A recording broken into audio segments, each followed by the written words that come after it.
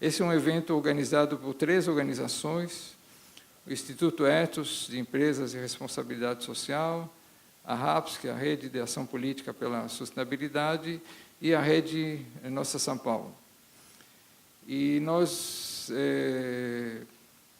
pensamos em organizar esse evento, todos nós, as 3 organizações, na realidade, estão envolvidas em melhorar o país, né, para que o país tenha o desenvolvimento sustentável, quando eu falo do ponto de vista ético, ambiental, econômico, social, político, toda a abrangência da compreensão da sustentabilidade, para que a gente pudesse, isso faz parte da nossa estratégia comum, não só a gente falar das coisas que deveriam ser feitas em nosso país, mas também mostrar que isso é possível, que alguém já fez, alguém já faz, mostrar referências, casos exemplares, porque é muito diferente você falar, precisamos mandar um foguete ao Sol, né? Bom, ninguém mandou, então, muito bem, precisamos, mas como é que faz isso, né? Mas aqui a gente está falando de alguma coisa que outros já fizeram. Só para despertar um pouco a curiosidade de vocês, e acho que vai ter a ver com a nossa conversa aqui, seria interessante vocês acessarem na Câmara Municipal de São Paulo. Isso é uma coisa positiva, porque houve transparência, há uma transparência de tudo que acontece na Câmara, mas também vocês olharem o quadro de pessoal, os gastos, o orçamento, quanto que as pessoas ganham, quem ganha, como é que se estrutura todo o orçamento da Câmara Municipal de São Paulo. Seria muito interessante vocês olharem, isso está lá no site da Câmara, que é uma coisa louvável, é transparente, mas olhar um pouco, né, como é que se estrutura e como é que se compõe o orçamento da Câmara Municipal de São Paulo. Só para vocês terem uma ideia, a Câmara Municipal de São Paulo ela consome aproximadamente 1,2% do orçamento do município.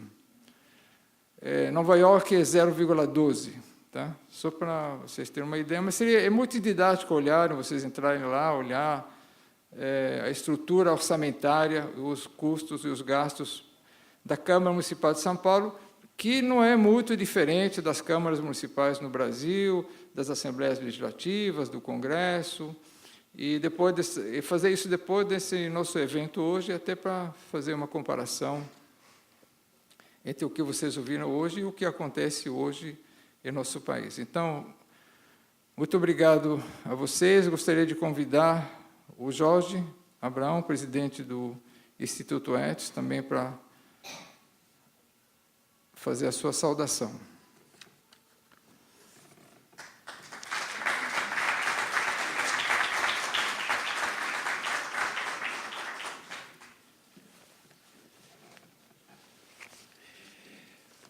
Bem, bom dia a todas e todos aqui presentes. Dizer que é um prazer estar aqui, junto com a Rede Nossa São Paulo e o RAPS, participando desse evento. E dizer rapidamente que o Ethos é um instituto que tenta contribuir com a transformação das empresas.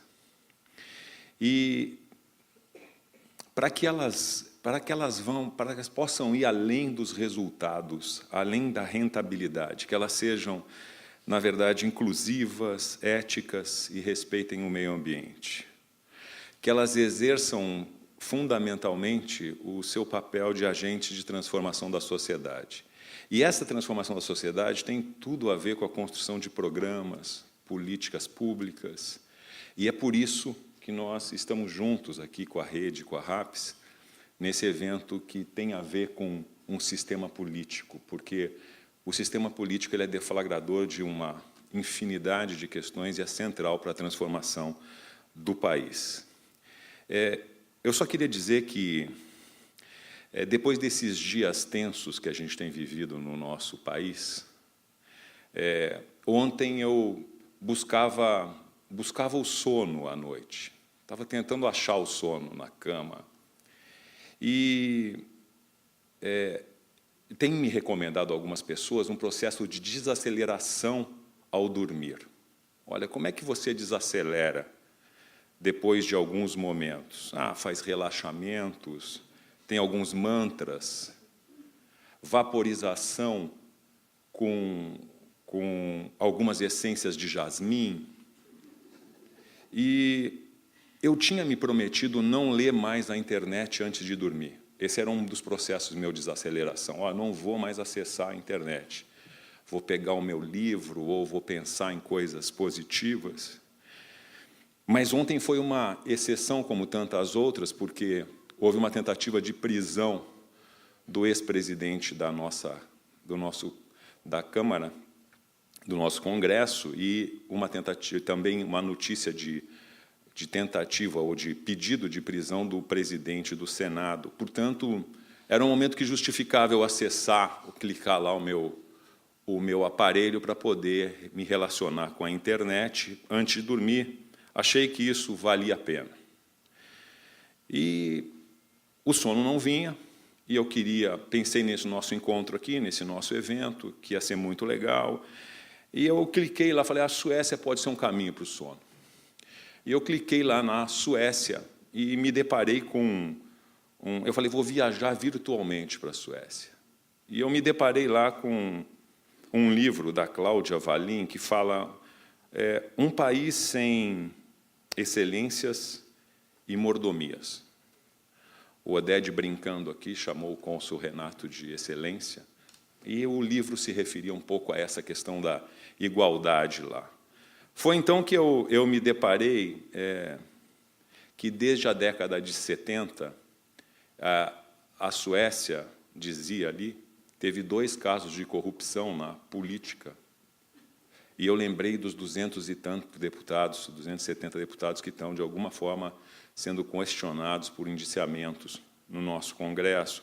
Foi quando eu vi que a qualidade de vida na Suécia ela tem um dos primeiros IDHs e que o nosso país, a 8ª economia do mundo, tem um IDH pouco proporcional à nossa economia. Vi as questões de educação, a prioridade da educação e o quanto nós estamos ainda nesse caminho tortuoso. E aí o sono não vinha, porque cada vez eu piorava. E eu falei, eu tenho que mudar, eu tenho que chavear. E aí eu vou contar que eu vou chegar ao final dizendo como eu consegui dormir. Não, eu cliquei na Copa do Mundo de 58. Porque eu me lembrei que era na Suécia. E aí eu falei, Copa do Mundo, tá aí um jeito da gente ganhar alguma coisa. A Copa do Mundo começou, e eu não sabia, no dia 8 de junho, hoje, de 1958, há 58 anos atrás. 58 com 58, eu pensei que podia ser algum sinal, mas eu não consegui achar o caminho. Eu não consegui achar o caminho do sinal. Eu vi que a final da Copa foi 5-2 para o Brasil, com um gol do Pelé, que dizem que é um dos mais bonitos que ele já fez. Eu comecei a me iludir um pouco, final, fiquei mais relaxado e o sono começou a vir. E eu dormi, quer dizer assim, eu dormi, eu consegui sonhar até. E eu me lembrei de um poema não, tem um samba de um maravilhoso letrista brasileiro chamado Paulo César Pinheiro, que muitos de vocês devem conhecer, que diz assim, com o sonho acordo porque com a ilusão me deito. Eu dormi com a ilusão da nossa goleada na Suécia, consegui sonhar e acabei, portanto, encontrando esse sono que eu comecei a contar para vocês que eu procurava. E eu finalizo dizendo que eu acordei pensando que a gente tinha uma grande oportunidade agora aqui, nesse nosso encontro, para entender um pouco de uma sociedade, num momento em que a gente está vivendo dilemas tão grandes no nosso país, de como é que a gente constrói um país e foge dessa disputa binária que a gente tem, o que é pensar o nosso país hoje, e colocava para o Renato, que talvez seja uma pergunta que fica, e nós vamos poder nos inspirar seguramente nesse nosso encontro aqui, por que alguns países conseguem avançar e outros não? Onde é que está um nó que desata? Nós conhecemos muitos dos caminhos. Se a gente pensar pensar entre nós aqui, a gente vai ter os caminhos para o nosso país avançar, independente das divisões ideológicas, das diferenças, nós sabemos os caminhos. Por que alguns países desatam e outros não? Não é porque são mais inteligentes ou não, não existe isso. Nosso país tem inteligências fenomenais, a Nigéria tem inteligências fenomenais, é porque conseguiram construir alguma coisa coletiva, desatar alguma questão. E eu acho que hoje aqui nós vamos poder ter essas inspirações para, quem sabe, a gente construir algo melhor para o nosso país nesse momento. Obrigado, Oded, obrigado a todos vocês.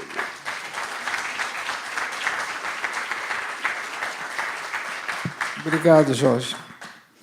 7-1, 7 mais 1, 8, né? Bom, Marcos, por favor, sua palavra. Marcos é o coordenador executivo, né, que coordena, fundador da RAPS. Bom dia a todos. Cumprimento o Oded pela coordenação do evento, a nossa São Paulo, Etos, nossos queridos amigos que vamos conhecer hoje. A RAPS tem como objeto, é uma instituição criada em 2012, o objeto é simples, é colaborar para formar novas lideranças políticas no Brasil, pensar o país e oferecer uma visão de futuro para essa transição rumo a uma sociedade mais justa, mais sustentável. Nós acreditamos e estamos evoluindo muito, temos já 485 pessoas conectadas no Brasil inteiro, temos 11 deputados federais, 2 senadores, um governador, centenas de vereadores, que é possível, sim, nós impactarmos e construirmos uma nova governança política nesse país. Só que, para isso, Jorge, onde nós estávamos juntos, nós precisamos entender com clareza qual é a governança desse país, como é que ela se estrutura e como é que a gente pode, eventualmente, mudá-la. Nós tivemos, nas 2 últimas eleições desse país, 505 mil candidatos, 500 mil de pessoas, em 2012 e 2014, para elegermos 70.344 pessoas, 70.344 lideranças. Nós temos 11,6 milhões de trabalhadores no setor público, 1,5 milhão de cargos de confiança, aproximadamente. Então, os números são desafiadores. Se nós não tivermos um debate, e ontem nós estávamos falando sobre isso, de qualidade, baseado em evidências, se nós não tivermos condição de entender como se relaciona o dinheiro, o poder econômico, com a política, com o poder político, se nós não entendemos como a nossa sociedade constrói seus governos, suas políticas públicas, nós vamos ficar a reboque, e estamos a reboque, de um sistema político disfuncional que praticamente entrou em crise terminal. Nós temos lideranças políticas no país, infelizmente, que não têm condições e não oferecem soluções. Então, o que nós temos que olhar? Olhar para possíveis alternativas. A Suécia é uma ótima inspiração, estávamos conversando agora há pouco. Nós não temos que trabalhar com ilusões, mas com inspirações. Tá? Uma das questões centrais é, obviamente, como nós vamos redesenhar o governo nesse país, os governos, as políticas públicas, e pensar um sistema político, uma profunda reforma eleitoral, partidária e política, que dialogue com as dificuldades e a diversidade do Brasil, como um país gigantesco que é. Então, por isso, inspirados na experiência concreta da Suécia, onde você tem qualidade dos serviços públicos, com mais pragmatismo e menos ideologia, e nós acompanhamos isso, se nós conseguimos entender como a Suécia pode nos inspirar para pensar a reforma do sistema político a partir de alguns valores centrais, isso já valeu a pena e a gente agradece pela oportunidade. Então, fica aqui o desafio. Nós precisamos oferecer, como sociedade, uma proposta para que o povo vote nessa proposta nos próximos anos, provavelmente nas eleições de 2018. E é por isso que nós gostaríamos que esse debate fosse de qualidade, que fosse baseado em evidências e que a gente pudesse ter alguns princípios que nos inspirem para construir essa opção, essa proposta. Obrigado, vamos ouvi-los e bom encontro.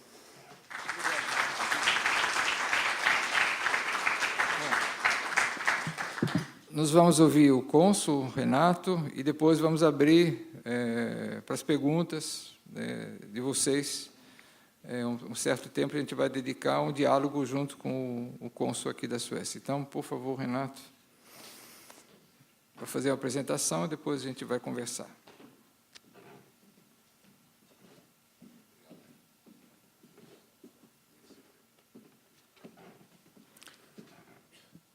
Muito bom dia a todos. Queria especialmente agradecer ao Oded Grajew, que há alguns meses veio nos visitar no Consulado-Geral da Suécia em São Paulo, e quando eu tive a notícia que ele viria, fiquei muito contente, e à época conversei com o nosso embaixador também, que está, enfim, ciente desse encontro, e deseja a todos nós um debate muito sadio, e que a relação Brasil-Suécia possa crescer, porque, de fato, nós vivemos hoje num mundo onde se trabalha em equipe. E o Brasil não pode crescer sozinho, assim como a Suécia não cresceu sozinha. Nós temos que encontrar parceiros que comungam de valores, enfim, nobres. Mas, dito isso, e agradecendo ao Oded, eu queria também agradecer, enfim, ao Instituto Etos, ao Jorge Abrão, cujas palavras me antecederam, também ao Marcos Vinícius, do RAPS, que eu conheci hoje, tive a oportunidade, ao SESC, enfim, que cedeu gentilmente o espaço para que nós pudéssemos ter uma manhã agradável, onde eu procurarei não ser longo. Vou falar poucas palavras agora um pouquinho da Suécia. Farei isso em 3 diferentes momentos. Um pouco a Suécia no Brasil, a história do modelo político sueco e onde nós podemos tirar conclusões. E aí eu proporia a vocês um pequeno filminho, 5 a 10 minutos, que é uma reportagem feita pela TV, Rede TV, que foi à Suécia recentemente, há 2 meses, e entrevistou várias autoridades, deputados no parlamento, e depois, enfim, televisionou essa reportagem, eu até pessoalmente compareci para um debate também. E, na sequência, enfim, nós abrimos para perguntas, e eu gostaria de ter um diálogo e não um monólogo, né? Eu vou me servir dessa pequena apresentação aqui.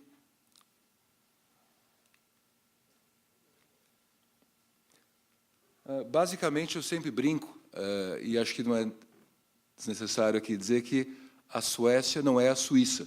Eu sempre brinco isso, dizia lá fora também para o Oded, para o Marcos e para o Jorge, que, às vezes, nós somos surpreendidos com notícias de suíços, mas, de fato, a Suécia está bem longe da Suíça, como vocês podem ver no mapa, e isso mostra um pouco a distância cultural, né?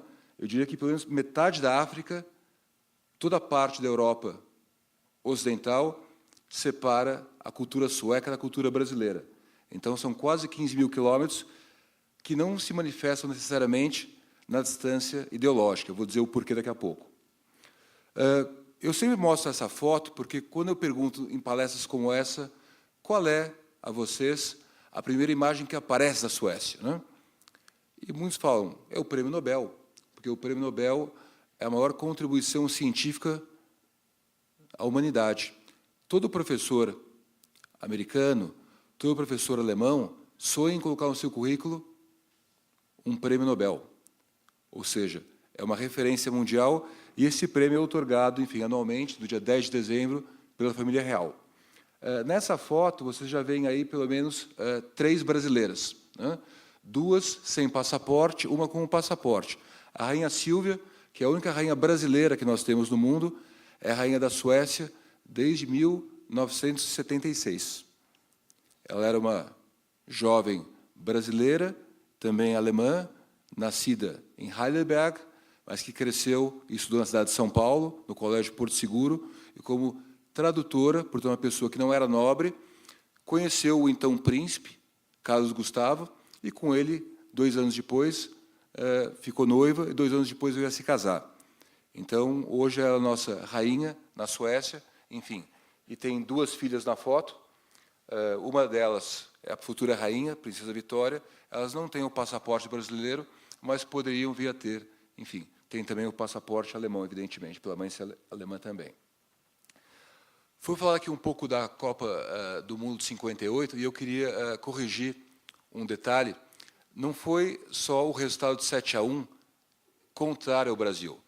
Em 1950, o Brasil goleou a Suécia em 7-1 no estádio do Maracanã. Nós perdemos depois uma trágica derrota para parceiros sul-americanos, mas em jogos que antecederam aquela final, que nós preferimos não nos lembrar, a Suécia perdeu por 7-1 do Brasil. Então, vejam que as coisas podem mudar. Mas, brincadeiras à parte, nós temos não só a Rainha Sílvia, mas também o Rei Pelé, que foi citado aqui, enfim, pelo Jorge anteriormente, que é uma referência não só na Suécia, mas é um outro rei brasileiro que se tornou rei na Copa de 58. Então, eu sempre faço essa brincadeira para dizer que nós temos diferenças, né? Alguém sabe aqui, mais ou menos, qual que é a renda per capita do Brasil? Alguém tem alguma ideia? 6 mil, quem dá mais, 8 mil. Ela varia em função da taxa de câmbio, mas eu diria que, mais ou menos, ela é 1/5 da Suécia. Na Suécia, nós temos uma renda per capita em torno de 50 mil dólares. Lá também varia, porque a Suécia tem uma moeda que, enfim, não é o euro.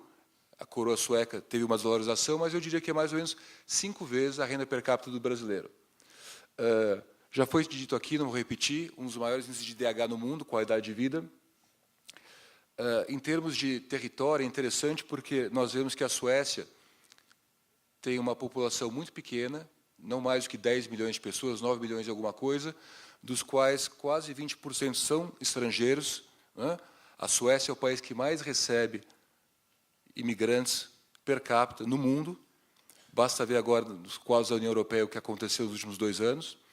E, apesar de tudo isso, se nós formos somar o PIB da Suécia com o PIB da Dinamarca, o PIB da Finlândia, o PIB da Noruega, sendo que quase todos esses países foram, em algum espaço do tempo, também Suécia, é igual ao PIB brasileiro.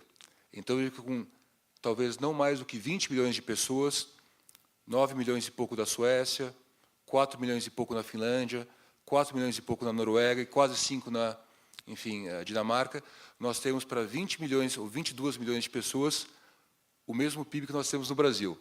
Eu provoco vocês e digo, talvez a produtividade lá é 10 vezes a nossa. Nós precisamos 10 vezes mais pessoas, de 20 para 200 milhões, para ter a mesma, enfim, receita com o PIB no Brasil. Já foi dita a referência mundial como tecnologia. Enfim, eu não vou dizer aqui dos graus Celsius, temperatura, cálculo enfim, na botânica, várias referências, enfim, mas lembrar que, diferentemente, e voltando ao tema, que é o sistema político, o Brasil não tem um sistema parlamentarista e tem um sistema presidencialista, né? E vejam que, passando aqui um pouco para o próximo slide, o sistema parlamentarista na Suécia ele é baseado no critério de igualdade, o critério de transparência e o critério de acesso à educação. E eu mostro isso porque vocês veem aqui crianças de 4, 5 anos já participando de atividades com a futura Rainha Vitória.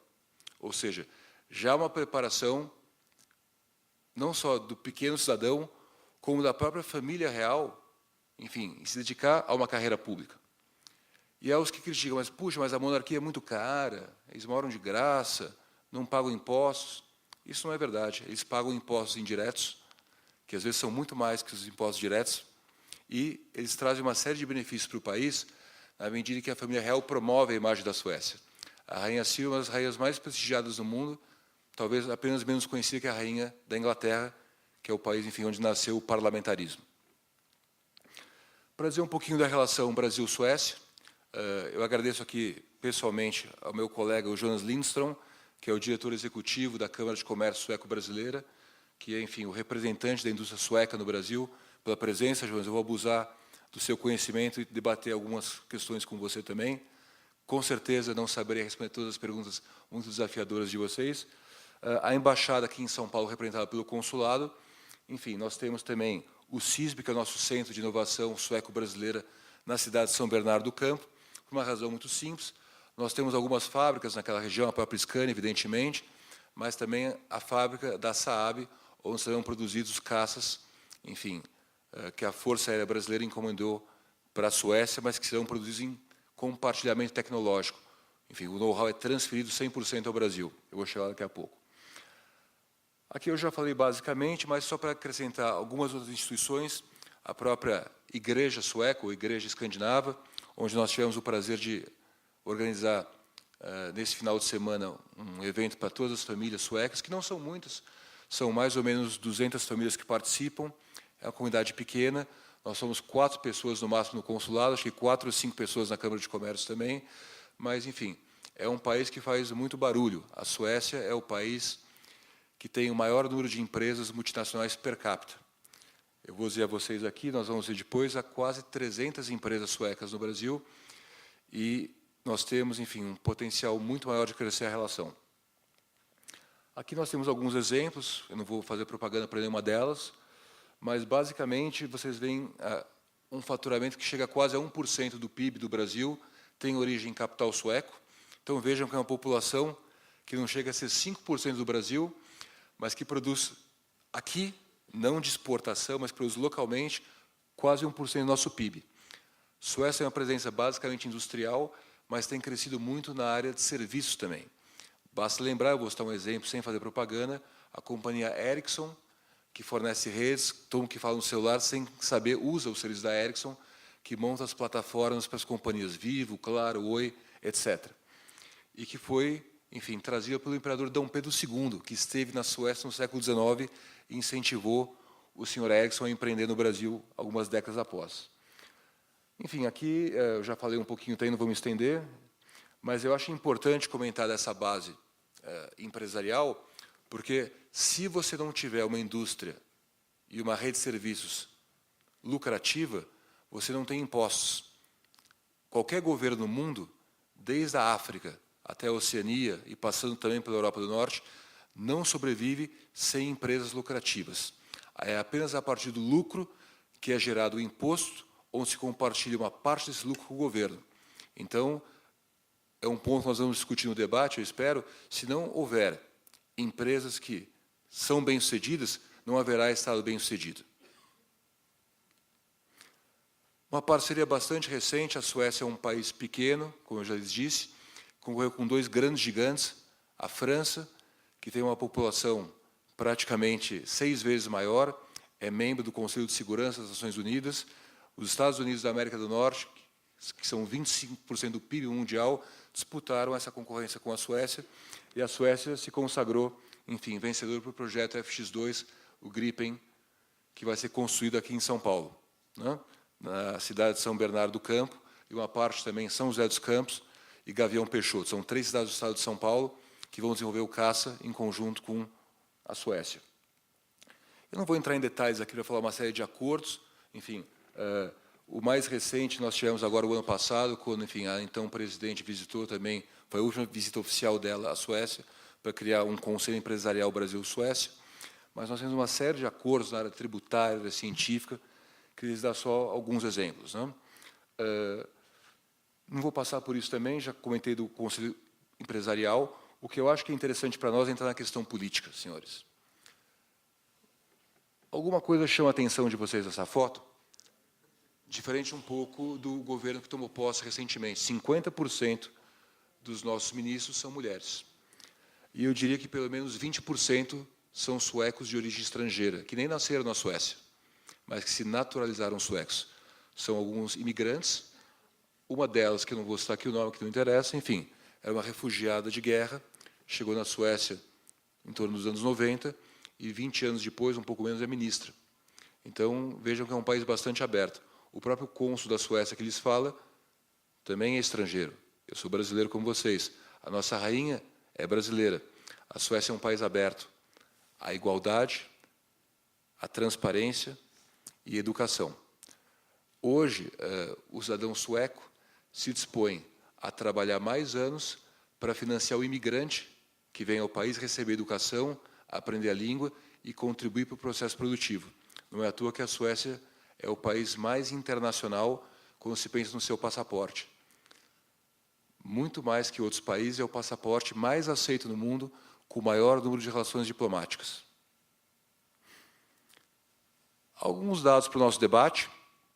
Nós temos a lei de transparência mais antiga do mundo, Para quem conhece um pouco da história, enfim, ciência política, é apenas 10 anos após que os Estados Unidos fazem a sua revolução, 10 anos antes a Suécia já tinha uma lei de transparência.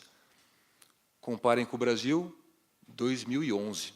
Então, nós estamos um pouquinho atrasados, mas antes tarde do que nunca. Outra razão importantíssima que possibilitou a Suécia se desenvolver foi, na sua lei de imprensa, que fez parte da Constituição de 1809, franquear o acesso do jornalista a informações que até então eram consideradas sigilo de soberania nacional. A questão do ombudsman, não só quem lê a Folha de São Paulo, todos sabemos o que é o ombudsman. O ombudsman é uma criação sueca, também presente na sua Constituição de 1809, que chegou depois a 140 países no mundo. Enfim, nem em todos os países ele tem um papel político. Na Folha de São Paulo ele é muito mais um censor, uma espécie de ouvidor, mas 140 países do mundo importaram o modelo sueco do nosso ombudsman, né? O que é interessante dizer também é que, em 74, nós tínhamos um modelo bicameral. A única razão pela qual se aboliu o Senado é porque ele era muito caro. Se chegou à conclusão que, num sistema de freios e contrapesos, já tinha o poder legislativo. 349 deputados podem fazer um bom trabalho. Vamos dispensar o Senado e economizar. E eu digo isso porque é interessante que, apesar de ter sido abolido o Senado em 74, 42 anos, para lhes dar um exemplo, vai aparecer no filminho daqui a pouco, vocês sabem que no Brasil, cada deputado tem um carro oficial e tem um motorista à disposição. No nosso parlamento, nós temos apenas 3 carros oficiais, para todo o corpo de 349 deputados. Mas eles têm direito, sim, a usar um transporte de bicicleta, desde que eles peçam autorização, porque senão eles têm um ticket gratuito e podem usar toda a malha pública de transporte na Suécia. Eu vou lhes contar alguns casos de corrupção que nós temos na Suécia. A Suécia não é um paraíso também. Eu chego lá daqui a pouco. O que eu acho que é também importante dizer, e eu citei isso na foto anterior, na década de 80 foi trocada a lei da sucessão pelo critério de igualdade. Não só as mulheres participam na vida política, como uma mulher será a chefe de Estado. A princesa Vitória não poderia ter virado rainha, ou vir a ser rainha, porque o irmão dela, que seria o príncipe que assumiria o trono. Porque a lei antiga dizia que era sempre o filho e não a filha. Isso foi mudado pelo critério de igualdade. E o que eu não comentei aqui, mas lhes digo também, falei um pouco lá fora para os nossos organizadores, é que na Suécia não existe o senhor ou a senhora, e muito menos o excelência, a excelência. Quem lê a Folha de São Paulo, apareceu um dos articulistas, enfim, na questão de editorial, havia lá Tendências e Debates, um cidadão brasileiro que foi a uma audiência na Suécia, e falou excelência para o juiz, falou, aqui não tem excelência, somos todos iguais. Então, também a igualdade não é só entre classes, entre sexos. Nós temos hoje 26 ministros, dos quais 13 são mulheres, e apenas 13 ministérios. Porque na Suécia não se chama ministério, se chama departamento. E em cada departamento há 2 ministros. Então, nós temos, por exemplo, na área do departamento que mexe na área financeira, temos o ministro de Finanças e temos o ministro do Planejamento. E é sempre que é um controle. Então, quando a decisão é importante, tem que ter dupla assinatura. Na área de Foreign Affairs, nós temos a ministra de Relações Exteriores, mas temos também uma outra ministra de Cooperação Internacional. Então, para projetos importantes, nós temos uma dupla assinatura. Isso é muito importante, porque limita o poder de um ministro. Talvez essa seja uma opção que o Brasil possa vir adotar. Mas eles diziam que, então, também, dos anos 70 para cá, foi abolido a questão do senhor a senhora e uma série de mudanças, né?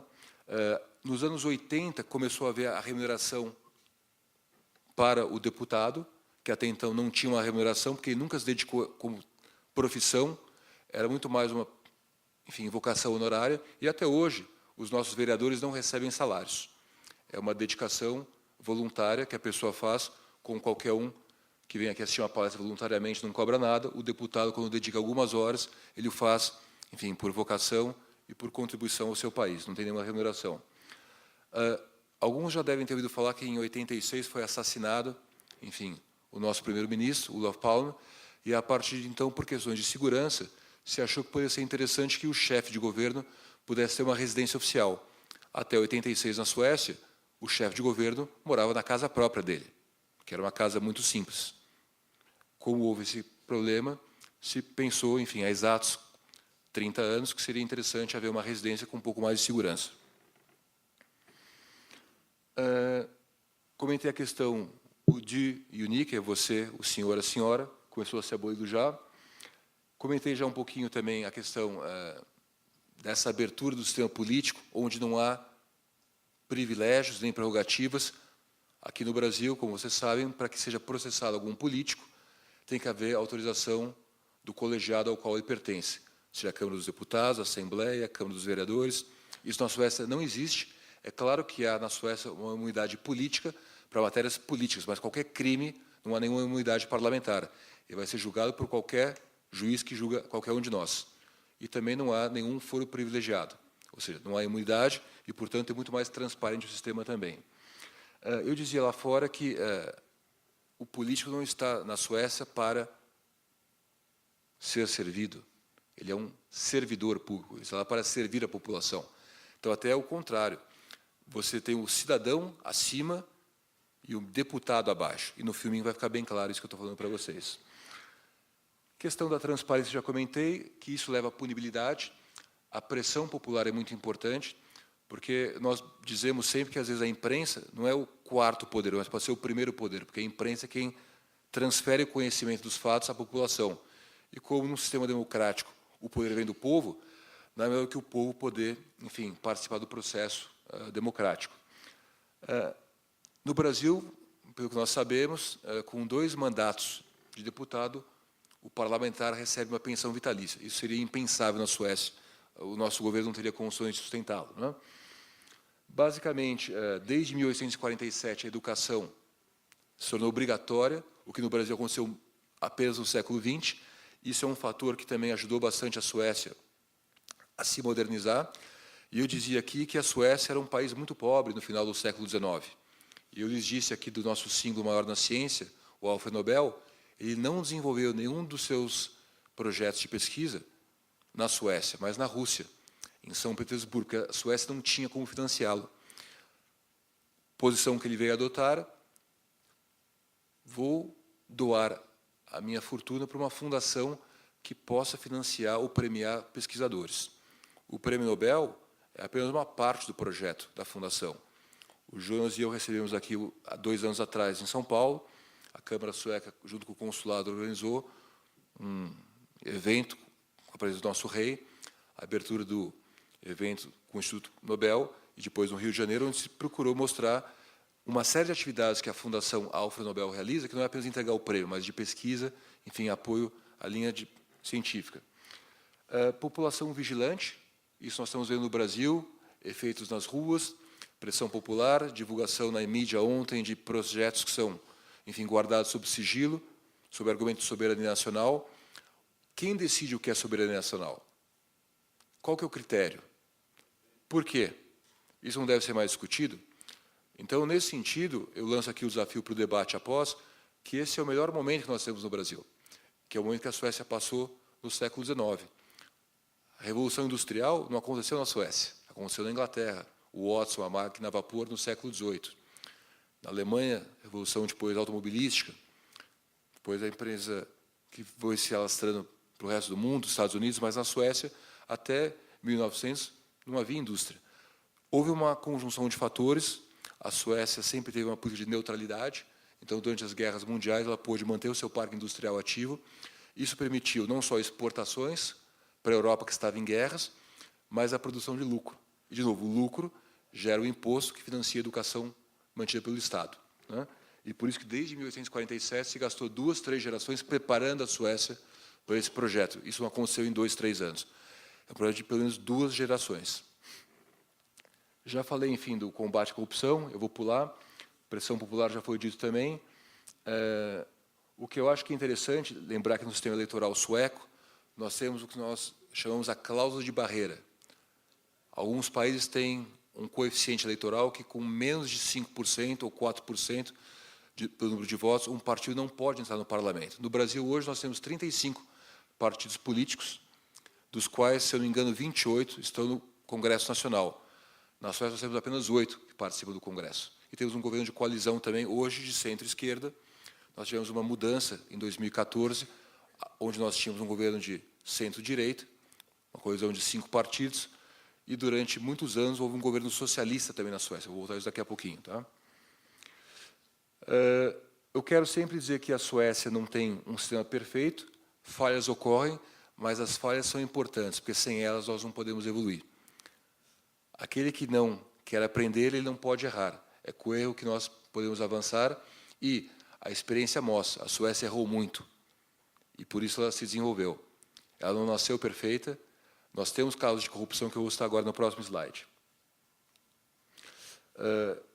Essa foto mostra a criação, alguns anos atrás, de uma autoridade específica para combates na área de crimes econômicos. Então, isso é a maior prova do que eu vou falar agora. Se não houvesse crimes na Suécia, não haveria também essa autoridade. Eu não vou dizer que é uma lava-jato ou um car wash, mas é uma autoridade que tem funções bastante parecidas, né? Mas para crimes de natureza um pouco menor, talvez. Eu vou dar alguns exemplos. Quem entende aqui um pouco da parte cultural, com certeza eu vou falar do cineasta Ingmar Bergman, cuja herança acho que é fantástica, né? O Ingmar Bergman, enfim, abriu uma empresa na Suíça, isso nos anos 70, porque ele queria, enfim, buscar um regime fiscal privilegiado. Só que descobriu que, na verdade, essa empresa não exercia a atividade que constava no seu contrato social. Ele foi fiscalizado, teve que pagar muito imposto, depois ele quis transferir o domicílio fiscal, morar fora da Suécia, porque o controle fiscal na Suécia ele é muito forte. Nós temos transparência. Então, se amanhã eu quiser saber quanto ganha o meu vizinho, eu posso pedir essa informação para a autoridade fiscal. O sigilo, enfim, é muito mais flexível do que no Brasil. Você tem uma política que combate a corrupção com transparência e igualdade. Ninguém é melhor do que ninguém, né? E vejam só uma outra personalidade na área literária também, que não ouviu falar da Astrid Lindgren, com autores, enfim, de porte que passaram por problemas fiscais e tentaram mostrar que todos pagam impostos, não só aqueles que leem os livros, mas quem faz os livros também. E são pessoas extremamente conhecidas. O próprio primeiro-ministro, que foi assassinado, houve uma história do famoso Harvard Affair. Ele foi convidado para a Universidade de Harvard a dar uma palestra e não recebeu nenhum cachê. Mas depois a imprensa sueca descobriu que ele possivelmente teria recebido um convite para que o filho dele estudasse de graça na universidade. Esse caso não foi levado à frente com a investigação porque ele veio a falecer assassinado. Mas houve também esse caso, que acho que é importante ser citado, que mostra que a Suécia não é perfeita. Tivemos, enfim, o caso Mutola, que é uma prefeitura com também desvios de verbas, coisas interessantes. O caso interessante do Toblerone, nós tínhamos uma, enfim, vice-primeira-ministra que usou o cartão corporativo para comprar um chocolate Toblerone. Isso há mais de 15, 20 anos atrás. E, por um acaso, ela foi pega. Apareceu no extrato do cartão de crédito e foi comprar um Toblerone. E ela perdeu o cargo. E, depois de 10 anos, ela tentou voltar à política, como chefe do Partido Socialista. Foi numa palestra que eu estou aqui, quando ela subiu do palco, jogaram um Toblerone nela, depois de 10 anos. Ela renunciou ao cargo. O Nanny Gate, quando houve em 2006 a troca de governo na Suécia, que os partidos de esquerda socialistas deixaram o poder, depois de muitas décadas, e um governo formado por centro-direita, empresários assumiram, não deu 2 meses, caíram 2 ministros também, o que acontece no Brasil. Não deu 2 meses, nós tivemos o caso do Nanny Gate, uma ministra assumiu e os repórteres descobriram que, muitos anos antes, ela tinha tido uma babá, que era estrangeira, que não foi registrada, não se pagou INSS. Ela não teve dúvida, ela renunciou imediatamente. A mesma coisa aconteceu com a Maria Borelius, que foi uma ministra desse mesmo governo, que, com menos de 2 meses, foi descoberta como ter uma televisão na casa dela, onde ela não pagou a taxa de assinatura. Na Suécia, você paga uma taxa para televisão. Em menos de 2 meses, ela renunciou também. Não precisou ter um processo no parlamento para tirá-la. E renunciou como ministra e como parlamentar. Enfim, o último caso interessante que eu disse, essa parlamentar caiu também porque descobriram que ela usava táxi e pedia reembolso para ir para o aeroporto. Isso é um absurdo na Suécia, porque todo parlamentar tem uma carteira que dá direito a acesso público, gratuito a qualquer meio de transporte público. O táxi é privado. Então, gastar o dinheiro público para pegar táxi para o aeroporto, isso é inaceitável na Suécia. Ela perdeu o mandato também. Enfim, eu brinco isso, mas que são casos verdadeiros para nós, mas que mostram que a Suécia não é um país perfeito e que existe muita coisa para ser melhorado também. Aqui eu vou passar um pouco para a parte final, e aí a gente vai começar, enfim, só o fio rapidamente depois do debate. Vejam que corrupção não é um problema do Brasil. Em Roma já havia corrupção, como havia prostituição, como havia gripe, como há vírus. É uma questão do controle, meios eficazes de combate, né? O suborno é o inimigo da concorrência harmônica. Não é só um problema criminal, é um problema de direito concorrencial, porque quando há um favorecimento a uma empresa, você destrói um sistema sadio onde outras empresas podem participar, o que possibilitará o que? A formação de oligopólios, de grupos com atividade criminosa. E a imprensa brasileira tem noticiado muito isso, né? Enfim, o que eu ia citar um pouco também, no final dos anos 70, anos 80, a Suécia buscou bastante também renovar o seu modelo de gestão da coisa pública, trabalhando com agências ou autoridades independentes também, que procuram não só prestar o serviço, ser empresárias, mas apenas regulamentar, supervisionar e incentivar, né? Então, isso mostra que também o modelo sueco continua se reinventando, buscando uma harmonia que é fundamental. Eu já citei aqui a questão do, enfim, órgão especializado em crimes econômicos. Nós tivemos um outro órgão, que é o BRÅ, que é uma abreviatura em sueco, que é para você evitar o crime, ou seja, você tem um órgão que combate o crime repressivamente e um órgão para preveni-lo, que foi criado em 2003, então também não faz tanto tempo, é uma década, 13 anos. Enfim, eu acho que com isso, basicamente, eu queria só terminar essa parte da palestra e faço uma comparação com o Brasil, né? Nós temos aí, do golpe de 64, praticamente 52 anos. Tivemos 5 generais, tivemos 5 presidentes civis no Brasil. Então, se você dizer que 5 generais anulam 5 presidentes, na verdade, a democracia brasileira pode estar começando agora, né? Uma série de leis interessantes que o Brasil tem adotado, que eu acho que levam o Brasil num caminho parecido com o que a Suécia fez. 98, 10 anos após a Constituição, lei de lavagem de dinheiro, uma lei muito importante. Um ano depois, uma lei de proteção de testemunhas, que é fundamental para que haja prova, não só acusação. Matéria de responsabilidade fiscal, prefeituras, governos, ministérios. Em 2000, a lei da ficha limpa, 6 anos, está sendo alfabetizada agora a lei da ficha limpa.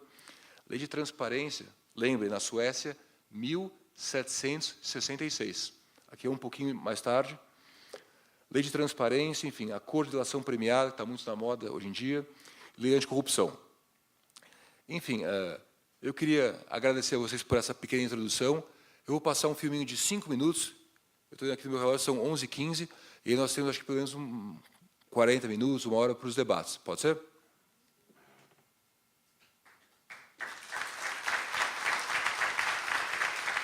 Algo muito especial numa série de reportagens feita pelo jornalismo da Rede TV. Uma comparação entre os nossos deputados e os deputados suecos. É isso mesmo. Eles cuidam, preste atenção, de tudo. Desde o apartamento funcional até os serviços mais simples, como tirar uma cópia. Então preste muita atenção para ver se a gente aprende alguma coisa. Roda aí.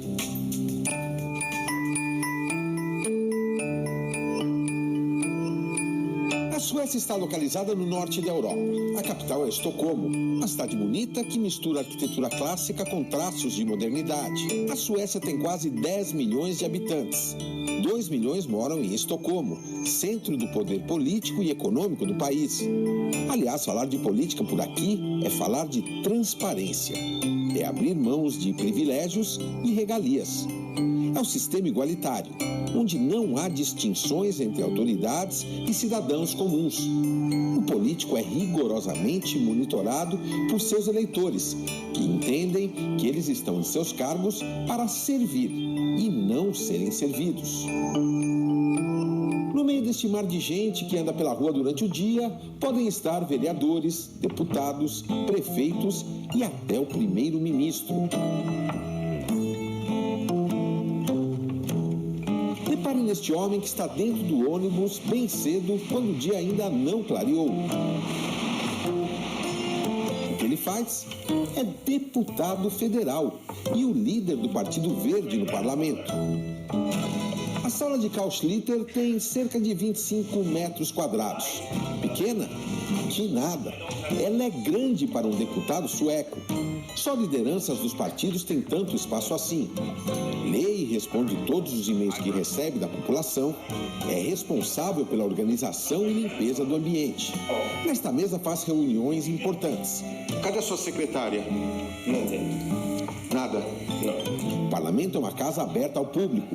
Qualquer um pode visitar o local para conhecer o prédio, acompanhar votações e também conversar com os políticos. As mensagens que não chegam por correio eletrônico vêm para esta sala e cada deputado pega a sua. Os parlamentares não têm carros oficiais. Eu pergunto se ele se utiliza do táxi para se locomover e a resposta é surpreendente. Geralmente não utilizo nenhum táxi. Eu posso usar todos os ônibus, trens e metrôs. E assim, chego até mais rápido no destino. Hoje o meio de transporte será outro. Nada de metrô, nem trem. Capacete na cabeça e uma solicitação ao parlamento. Usar uma das bicicletas da casa. E esse é o melhor jeito de viajar. O Riksdag, parlamento em sueco, tem 349 membros de apenas 8 partidos. Um deputado federal recebe um bom salário na Suécia, cerca de R$30 mil e só. Não há pensão vitalícia, seguro-saúde privado e não existe imunidade parlamentar, muito menos o direito de aumentar o próprio salário. Essa política da igualdade, sem luxos e sem gastos excessivos, vale para todos os cargos aqui na Suécia. Pra vocês terem uma ideia, olha aquele predinho ali atrás, branco, geminado. Sabe quem mora ali? A pessoa mais importante deste país, o primeiro-ministro. Esse turista japonês se surpreendeu a saber que estava ao lado da casa do primeiro-ministro. Eu digo a ele que o ministro mora ali, que é uma casa simples até. Ele responde que parece mesmo uma casa normal e que não esperava algo assim.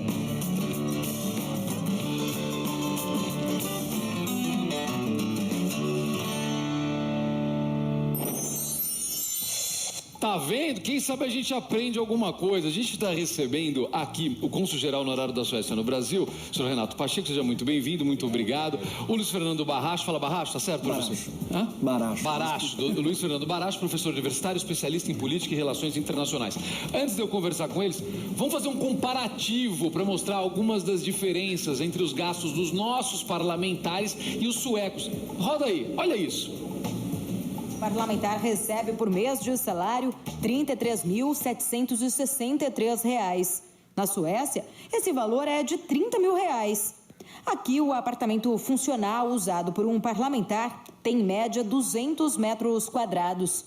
Na Suécia, é de apenas 29 metros quadrados. Com um detalhe: máquina de lavar, ferro e tábua de passar roupa são de uso coletivo. O gasto anual por parlamentar no Brasil é de R$ 18.300.000. Na Suécia, este custo é de R$ 1.600.000. Somos o segundo país no mundo que mais gasta com um parlamentar, atrás apenas dos Estados Unidos. A Suécia é o 44º. Você viu as diferenças? Meu Deus do céu. Depois a gente não sabe por que as coisas não dão certo aqui no Brasil. Nós podemos parar por aqui, a entrevista mais longe, mas eu queria abrir para debates, agradecer a oportunidade e só dizer duas coisas que não foram faladas aqui. Hoje, quando nós comparamos a estrutura que o Palácio Planalto tem, com mais de 3 mil servidores, e vemos que a Casa Branca tem menos de 500, acho que podem haver cortes no Brasil, né? Enquanto o dinheiro não for aplicado no sistema produtivo de educação, nós não mudaremos as gerações. Vejam que a Suécia não demorou 2, 3 anos, foram alguns séculos. Quero agradecer e abrir os debates. Muito obrigado.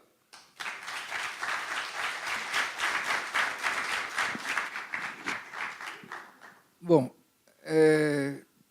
eu vou abrir esse debate só fazendo uma colocação, uma pergunta.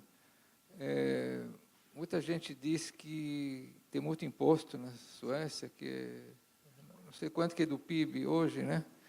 E com essa alta carga de impostos, é impossível o país se desenvolver economicamente, né? Obrigado pela pergunta, Oded.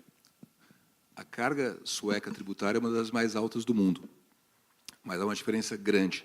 O retorno também está à altura, né?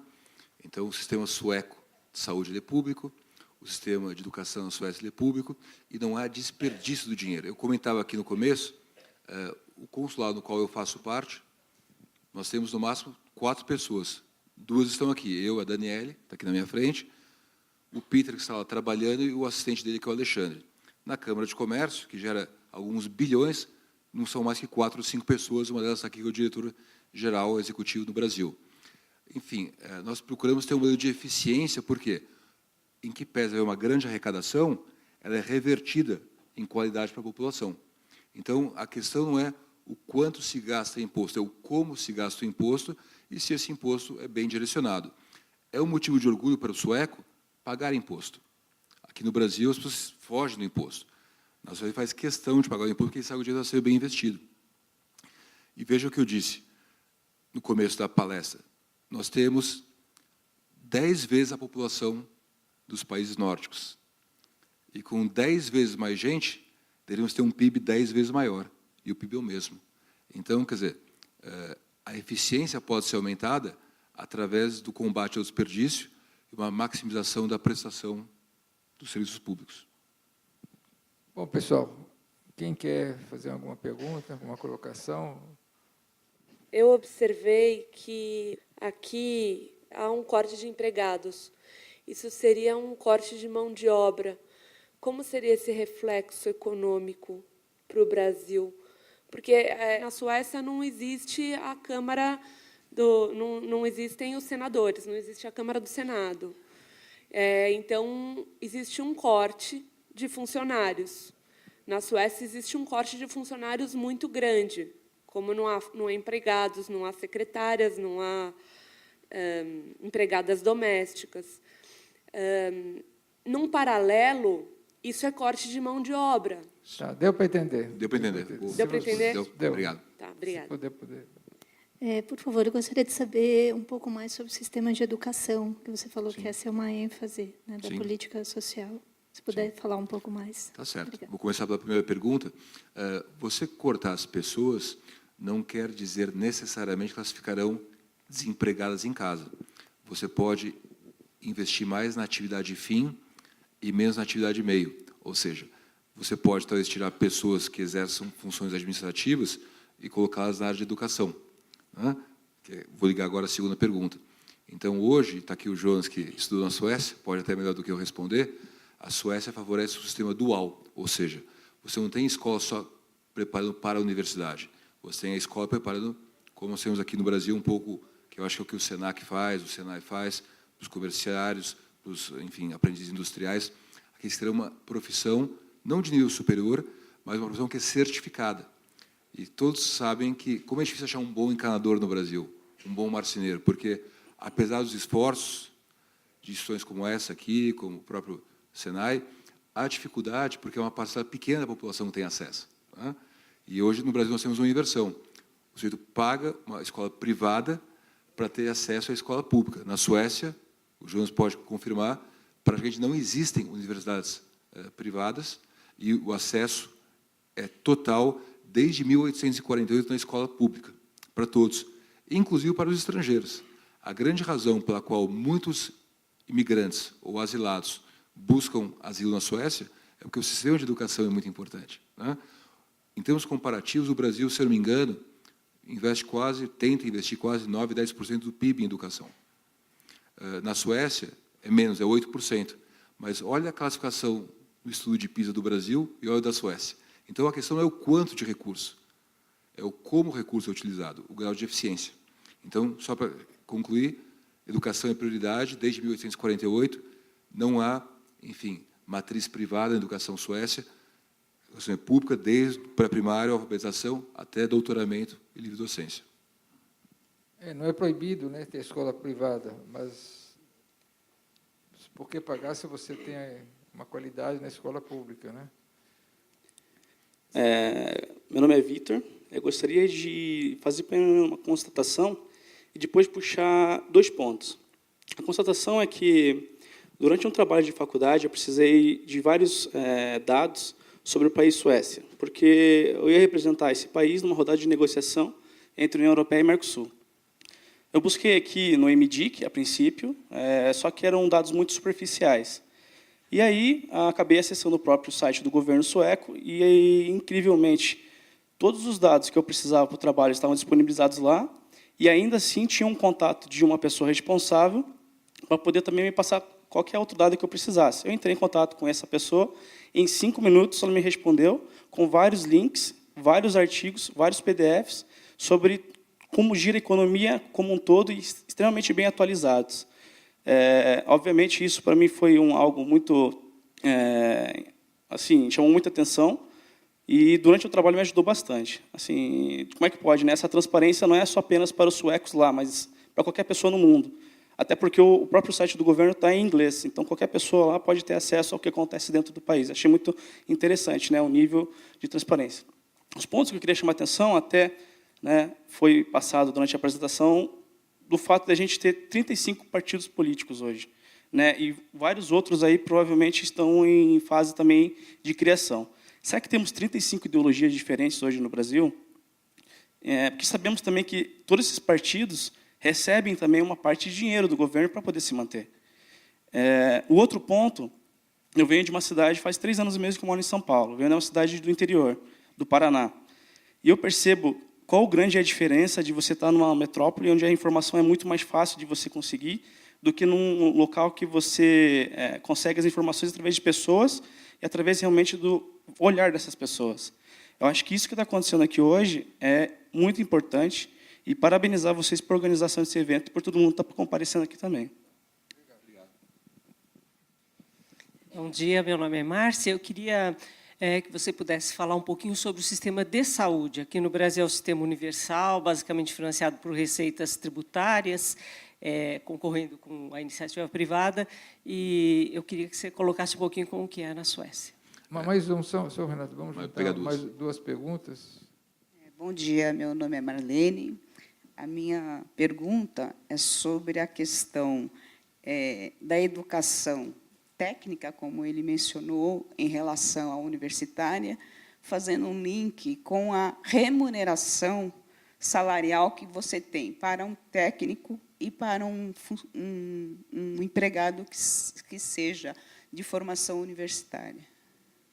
Obrigado. Vou começar pela última pergunta e linko com a primeira que antecedeu.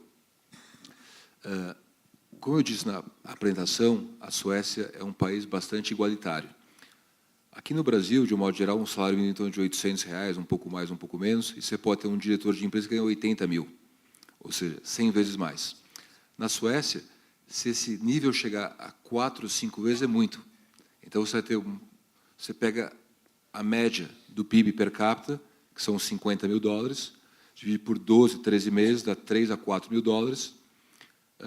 e vai ver que, se um diretor ganha muito, ele vai ganhar 4 ou 5 vezes isso. Mas quem ganha pouco, ganha 4 ou 5 vezes menos. Não é uma variação de 100 vezes a renda. Né? Isso, em parte, voltando à pergunta da saúde, que acho que é o Sjukvård, né, que a gente fala, que também é um sistema público de educação, de saúde, onde o governo dá o acesso, enfim, o sistema ele não tem privatização, você pode ter institutos que servem à população, mas com a supervisão do governo. Né? Mas a verba é financiada pelo governo. O prestador pode até ser privado em alguns casos, mas tem que se qualificar e tem que entregar um serviço que é auditado regularmente por uma junta médica, um conselho, o que evita as fraudes. Né? Nós vemos casos no Brasil de INSS, que a fraude está o quê? Na prestação da saúde. Então, às vezes, em que pese haver uma instituição que é administrada de forma privada, prestando serviço público, ela vai ter uma supervisão e uma auditoria pública e ou privada de um concorrente.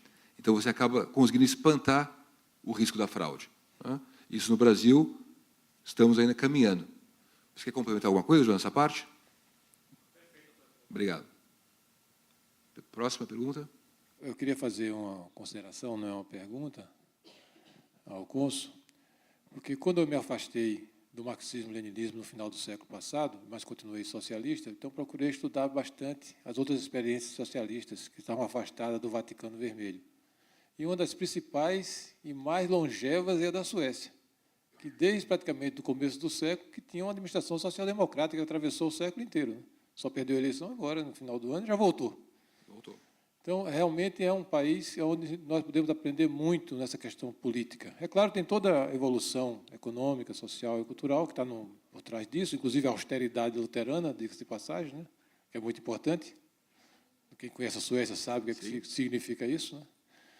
Mas você se esqueceu de completar na sua exposição algo muito importante. Não só o executivo e o legislativo é austero, o judiciário é austero.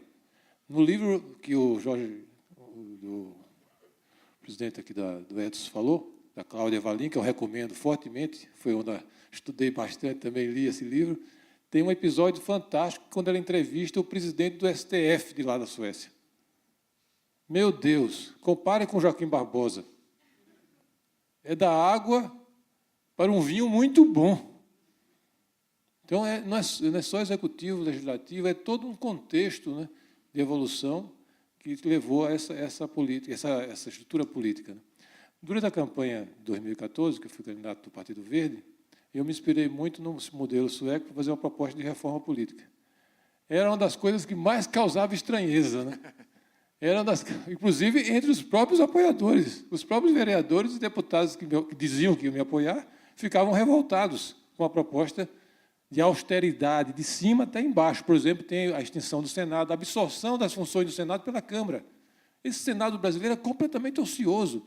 3 deputados mais votados podiam votar somente as questões federativas e pronto, você daria uma função a mais para 3 deputados e eu economizaria uma barbaridade aqui no Brasil. Cada senador desse tem uma tropa de mais de 100 pessoas trabalhando por ele. É uma empresa. É uma empresa, né?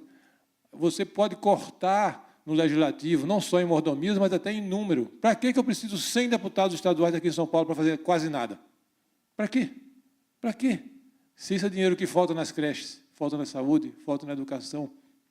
Além do parlamentarismo, o voto distrital, tem uma questão fundamental. É que, no caso da Suécia, a atuação política não é carreira. Aqui você vê jovens que se interessam pela política pensando em ter uma carreira política. Ele não pensa em ser médico e fazer política, ser engenheiro e fazer política, ser comerciante, ser camponês e fazer política. Ele quer ser político. É a aspiração dele. Quer fazer carreira política. Essa é uma das principais doenças que a gente aqui tem no Brasil e que poderia aprender muito com a Suécia. O caso do vereador, no Brasil, é um escândalo. Eu fui com meu pai, quando ele fez 85 anos, há 10 anos atrás, visitar a cidade onde ele nasceu, que é numa ilha do Recôncavo de Salvador, ali na Bahia, Bahia de Todos os Santos. Salvador é uma das cidades mais pobres do Brasil. E essa ilha se emancipou de Salvador. Ele morava lá, chegou lá com 85 anos, conhecia quase todo mundo. Os vereadores se reuniam uma vez por mês, à noite. Ganhavam R$6.000 e tinham 3 assessores. R$6.000, há 10 anos atrás, 3 assessores se reunindo uma vez por mês, mas às vezes tinha extraordinária. Uma vez, então era de 15 em 15 dias. Então, para que você tem esse salário de vereador, por exemplo? O deputado federal, é claro, tem que ter, porque o cara vai embora para Brasília, como vocês mesmos têm também. É quase um tempo integral, ele se afasta da profissão dele temporariamente. Mas nas cidades, o Brasil tem 5.700 municípios, dos quais só 300 têm mais de 100.000 habitantes.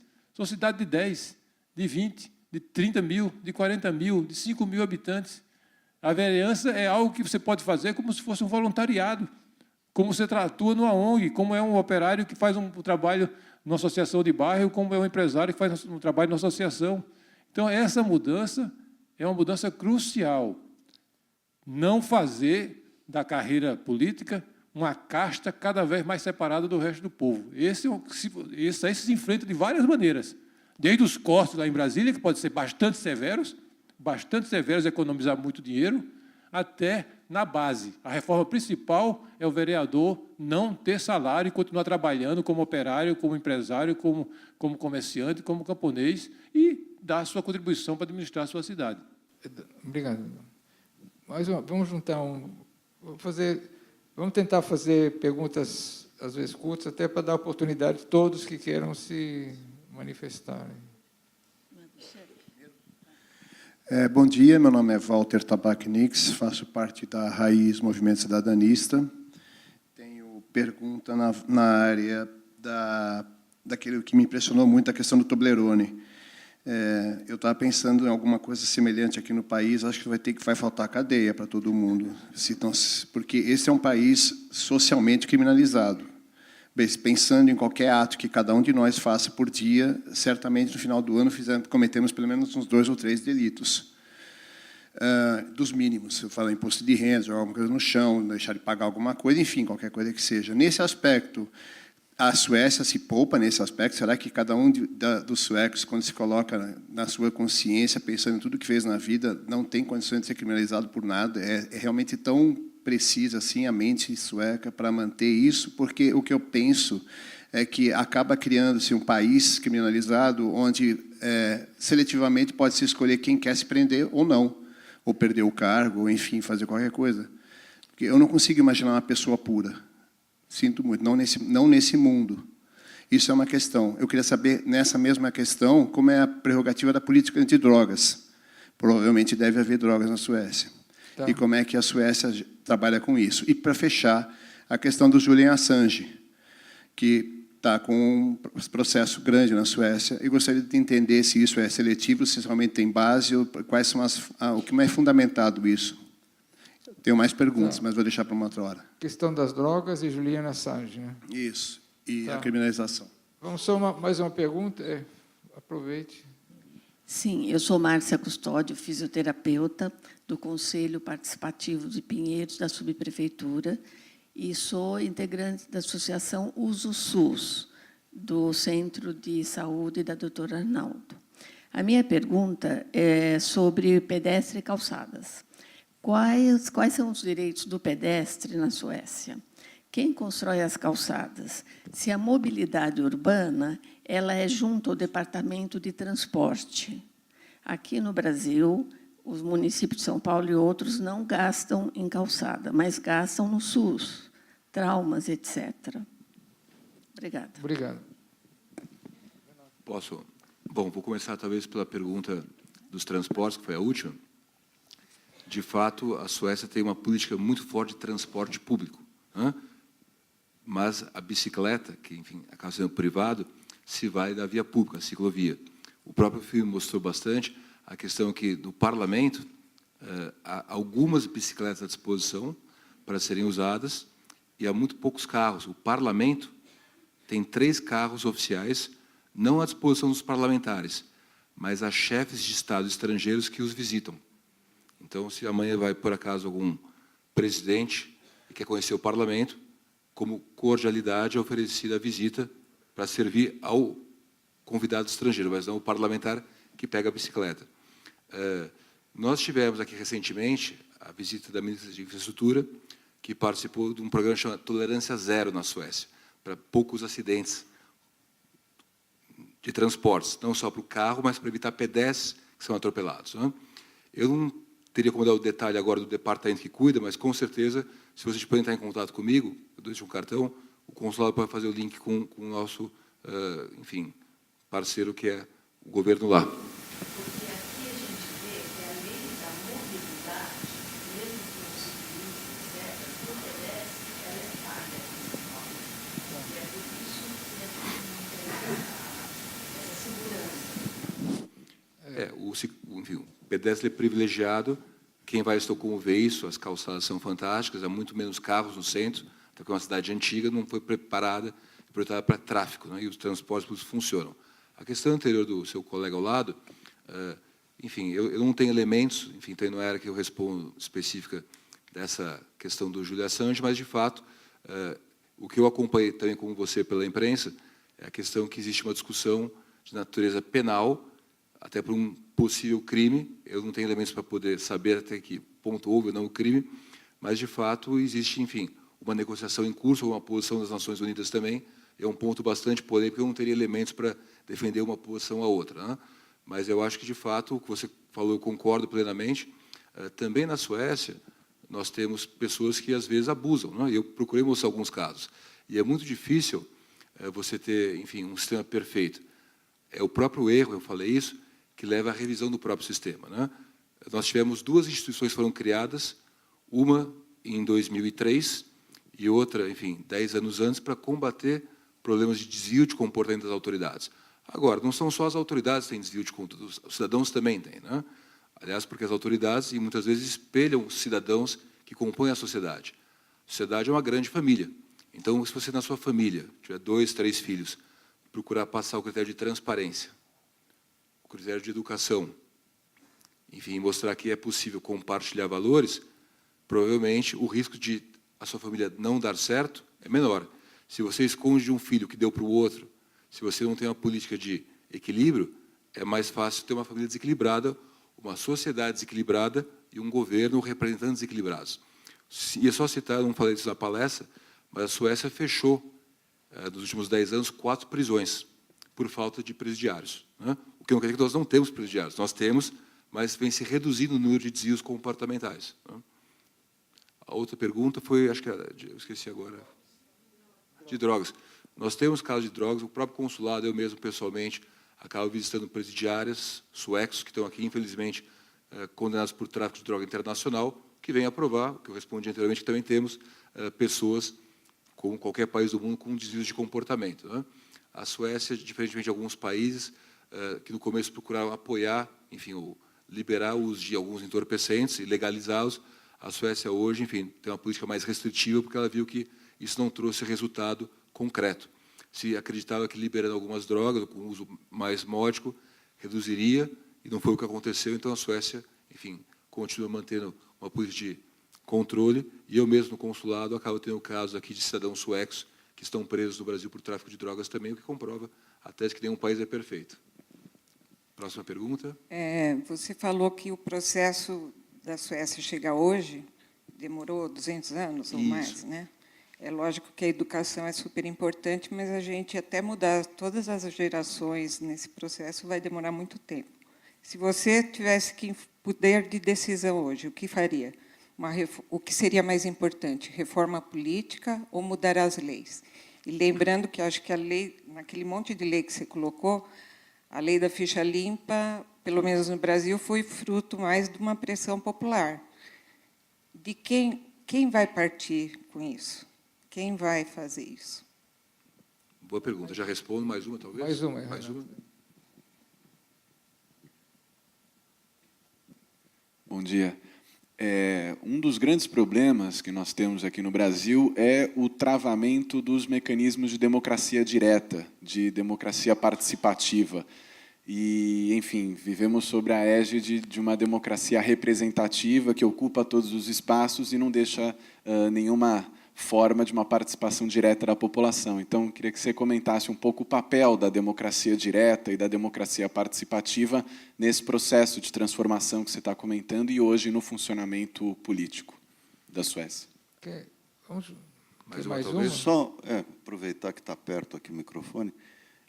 Eu já ouvi falar que um cidadão sueco participa, em média, costuma participar, em média, de 4 organizações da sociedade civil diferentes.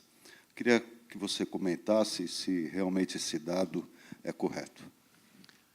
Tá certo, vou começar pelo fim, mais fácil lembrar as perguntas. Sim, de fato, existe uma consciência muito grande na sociedade sueca a partir do seu próprio cidadão, né? Então, até uma frase famosa, que no Brasil é pouco conhecida, que se atribui à Suécia ser um pouco a consciência do mundo, né? Que é um pouco exagerado, com certeza, mas, recentemente, a imprensa internacional divulgou um estudo que fala que a Suécia é o país que mais contribuiu para a humanidade per capitamente, pela produção em todas as áreas. Né? E por que isso? Não só pelos resultados que foram logrados, mas pela essa participação em diferentes instituições. Então, de fato, sim, isso é verdade. O sueco, de um modo geral, tem um interesse social muito forte. Por quê? Até pelas condições climáticas, você sozinho não consegue sobreviver. Aqui no Brasil, você, pelo clima quase sempre de verão, você consegue dormir na rua quase 10 meses por ano e sobreviver. Na Suécia, você não sobreviveria nos 9 meses, talvez em 3 meses você sobreviva, o contrário. Né? Então, há uma consciência coletiva maior. Na questão da democracia direta, existem mecanismos, sim, de plebiscito. Eles são pouco usados na Suécia, porque o contato com o representante ele é muito mais próximo. Eu não falei isso na palestra, mas obrigado pela pergunta. Nós temos um sistema distrital que o distrito é muito mais próximo ao eleitor. Aqui no Brasil, como você sabe, ele é proporcional, então o eleitor quase não tem contato com o deputado. Né? E, às vezes, raramente esse sistema pode ser acionado. Enfim, há discussões quando a Suécia vai ou não adotar o euro. Né? Vai ser um plebiscito, vai ser uma decisão parlamentar, mas, de um modo geral, como a democracia funciona muito bem, não há uma crise de representatividade, então a democracia indireta ou representativa acaba se sobrepondo à democracia direta. Não há uma necessidade tão forte de o sujeito ir à rua, porque ele acredita no parlamentar e tem um controle. Se ele acessar o site do parlamento, clicar no parlamentar e ver o que ele gastou a semana passada, se ele pegou a bicicleta emprestada ou não. Então, isso inibe um pouco. Voltando à primeira pergunta, eu fico contente que eu sou apenas o cônsul, não sou o primeiro-ministro, porque a pergunta é muito difícil.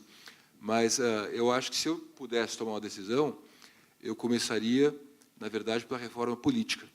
Eu acabaria imediatamente com todos os cargos em comissão e criaria cargos técnicos que fossem instalados não pelo parlamentar. Mas vou dar um exemplo para você. Aqui no Brasil, e o vídeo mostrou, em média se tem um custo de quase 18 milhões por parlamentar. Na Suécia é 1,8 milhão. Por quê? Porque aqui no Brasil, um número genérico, cada parlamentar talvez tenha no mínimo 6 assessores. Na Suécia, cada 6 deputados compartilham uma secretária. Então, quer dizer, eu acabaria com todos os cargos comissionados e acho que com isso você reduziria muito o custo e aplicaria o dinheiro em educação.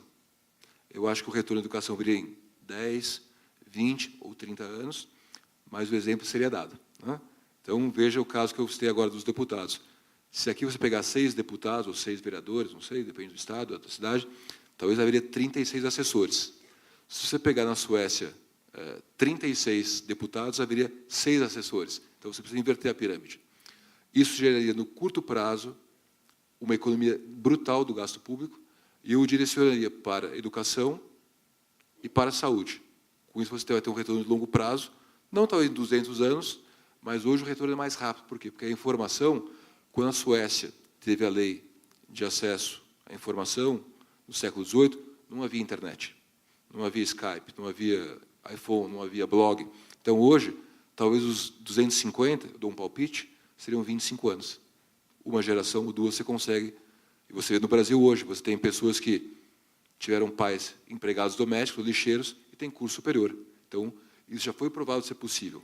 Você aumentar a verba para a educação, cortando na atividade meio, que é desnecessária. Bom, com certeza eu não serei, eu sou só cônsul honorário da Suécia, mas, de fato, eu não vejo nos debates brasileiros nenhuma, enfim, posição nesse sentido. Daí porque acho que todo o mérito aqui, enfim, da Rede São Paulo, Instituto Etos, enfim, todos aqui estão organizando para poder mostrar alternativas, né? Que esse debate realmente até hoje também não vi na mídia brasileira. Obrigado pela pergunta. Bom dia a todos. Eu me chamo Luiz Fernando. E o que eu gostaria de saber, cônsul, é o seguinte: se nós estamos falando de um país que a questão de 2 séculos atrás era um país considerado pobre, né? Aonde deu esse salto? Aonde aconteceu essa transição? E se nessa pobreza isso era algo, por exemplo, praticamente que atingia toda a população, porque nós estamos falando de uma questão de igualdade. O que eu percebo aqui, por exemplo, no nosso sistema, e talvez tenha a ver com a pergunta também da colega, é que é uma questão histórica do nosso país, onde uma minoria sempre se beneficiou pelo sacrifício de uma maioria. E nós vemos na classe política hoje, de forma muito clara, isso. Como falou ali o outro colega, que é tido como uma profissão, né? Então, se na Suécia a pobreza chegou a atingir a população de modo geral, então houve esse despertar e todos se moveram, né, para que a Suécia tivesse dado esse salto. Se de fato aconteceu isso, e eu penso que aqui no nosso país o que tem que acontecer é isso, porque há uma classe dominante, porque riquezas há no país, né, inteligência há, como foi colocado, mas um grupo, né, domina e faz com que a grande parte da população não venha se beneficiar. Então, como a Suécia venceu isso? Foi por conta disso? De fato. Enfim, a minha pergunta mais estaria para isso, esse sistema de igualdade, onde eu olho para o parlamentar da Suécia e falo assim, ó, esse camarada aí, ele me representa porque ele anda de metrô como eu, ele tem uma bicicleta como eu, ele mora num apartamento funcional como eu, e é bem diferente da nossa relação com os nossos políticos. Ele não me representa em momento nenhum, porque ele não anda de ônibus, ele anda de jatinho, ele tem lá, enfim, mordomias que eu não tenho. Então, onde se deu esse salto aí? Essa seria a minha pergunta. Boa pergunta, vou responder. Mais uma? Mais uma. Duas? Mais uma? Bom dia, meu nome é Kim, eu sou professor, vim do Vale do Paraíba para tentar entender um pouco desse assunto e quero parabenizar a todos vocês que organizaram. E minha pergunta é, como educador, eu tenho uma leve impressão que não tem outra saída senão através da educação. Por que eu penso isso? Porque as pessoas que nos representam, está aí o mercado vendo que não nos representa, na verdade. E como saiu de uma base até muito complexa, a gente não pode esperar lá em cima que sejam filés, que sejam éticos, que sejam pessoas idôneas. Então, como transformar tudo isso, vendo que um país, no século XIX, como a Suécia, passou por uma situação dessa, e hoje é um exemplo para o mundo que é possível viver civilizadamente. Agora eu pergunto, nosso sistema, todos sabemos onde estão diversas falhas. Eu pergunto ao Renato, na área educacional, como o Jorge comentou logo no começo, quando abriu o nosso encontro do Instituto Ethos, onde está esse gargalo? Na administração, poderia dizer, onde está o fator de sucesso? É isso que eles comentam. Então, minha pergunta é essa, onde nós estamos pecando? Porque eu sei que isso aqui vai demorar uma década, ou até 2 décadas. Talvez a gente até consiga adiantar isso em função de todo o meio social que nós temos, internet, Face, e as informações chegam mais rápidas. Então, talvez a gente possa até encurtar esse período que talvez a Suécia tenha levado 4 décadas. E eu pergunto essa coisa mais pontual. Onde está o fator de sucesso que nós precisamos desatar para que a gente possa libertar Eu vou responder, porque acho que talvez ajude a outra pergunta rapidamente. Né? Quer fazer a sua? Quero. Por favor. Meu nome é Odair, eu sou engenheiro, mas eu trabalhei em firma sueca e que me moldou um pouco. Também trabalhei no Japão. São 2 culturas diferentes e bem-sucedidas. Nós temos aqui uma polarização entre o pessoal que critica o socialismo porque acha que é um dependente, e o pessoal que está do outro lado, que acaba dominando o menos favorecido. É uma situação bastante difícil para ser resolvida. No Japão, ele é extremamente capitalista, moldado a ferro e fogo pelo shogunato. No caso da Suécia, também teve seus precalços. Agora, eu sou do espírito latino, aquele cara que veio da filosofia meio indolente do índio, que precisa ser moldado.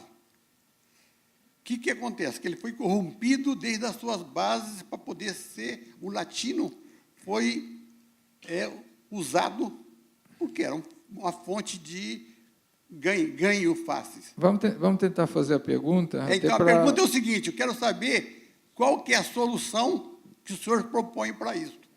Vou aproveitar a pergunta e responder as anteriores também. A solução ela é bastante pragmática. São 3 critérios juntos, é uma trilogia. Né? Primeiro, e acima de tudo, a transparência. A transparência leva ao segundo, que é o que? A igualdade. A abolição de privilégios, mordomias, prerrogativas, que vai permitir economia de custos e investimentos na educação. Então, veja, no curto prazo, você começa com transparência, que nós temos há 5 anos. Não é por acaso, se eu chegasse nessa plateia do SESC, há 6 anos atrás, antes da lei de transparência, e dissesse que ia abrir várias informações aqui públicas, e que ia cair um presidente da República, que ia, enfim, ter mandado de prisão, o Renato está louco, isso não vai acontecer no Brasil nunca. Essas mudanças aconteceram no Brasil nos últimos 5, 6 anos, pelas leis que eu listei ali. São leis que pegaram, diferente de leis que não pegaram no Brasil, porque ela tocou no ponto sério, que é a transparência. Eu só posso quebrar mordomias não justificáveis quando eu as conheço. Então, pela transparência, pela divulgação de dados que eram desconhecidos, eu nivelo a sociedade e consigo ter o recurso para investir em educação. Então, eu vou ter o quê? Transparência, curto prazo, igualdade, médio prazo e educação, longo prazo. Se você equilibrar esse tripé de uma forma construtiva, você consegue, é o meu palpite, em uma geração de até 25 anos que o sujeito nasce e sai formado da faculdade, construir um país melhor. E isso é o que eu respondo à pergunta final. Veja que, embora foi um país bastante socialista, a Suécia, ela teve uma indústria extremamente forte. Por isso que ela foi socialista. Então, não podemos comparar o modelo da Suécia, do welfare state sueco, dizendo, não, mas é igual de um socialismo, talvez, norte-coreano, ou cubano, ou russo. Por quê? Porque, ou na própria Alemanha Oriental. Porque nesse país onde havia o socialismo, até mais para o comunismo, o Estado que era o empreendedor. Na Suécia, não. Na Suécia, a Suécia é forte como país porque o empresariado é fortíssimo. E eu falei no começo aqui da entrevista, da palestra, que a Suécia é o país com o maior número de empresas multinacionais per capita. Então, veja que, apesar de nós termos tido aí quase um século de governo de esquerda, o governo de esquerda foi o que mais incentivou a atividade privada do empresário. Até porque, se o empresário não for bem sucedido, não vai ter imposto para sustentar o governo. Né? E veja que houve de 2006, até agora 2014, 8 anos, um governo de centro-direita, que já foi trocado em 2014 para um governo de esquerda. Então, a questão não é se o governo é de esquerda, se é de direita, a questão é que, independentemente da matiz política, o sistema tem que funcionar. Que nem o restaurante funciona, independente se você come peixe, carne ou frango. Tem que ter um equilíbrio. Então, o melhor não é ser esquerda ou ser direita, é ter mecanismos de ambos os lados. Né? E, com isso, com um parlamento que reflita essa pluralidade, isso é possível. Agora, se 8 partidos é suficiente, ou 5, ou 6, eu não sei dizer. Mas, com certeza, 28 acho que é um pouco too much, too many. Né? Próxima pergunta. Boa tarde, meu nome é Franklin. Queria que você falasse um pouco mais sobre a relação empresa com o sistema político. O financiamento, se existe, se não, a representação da empresa dentro do sistema político. Boa pergunta, mais alguma resposta? Mais uma. Acho que tem alguém, né?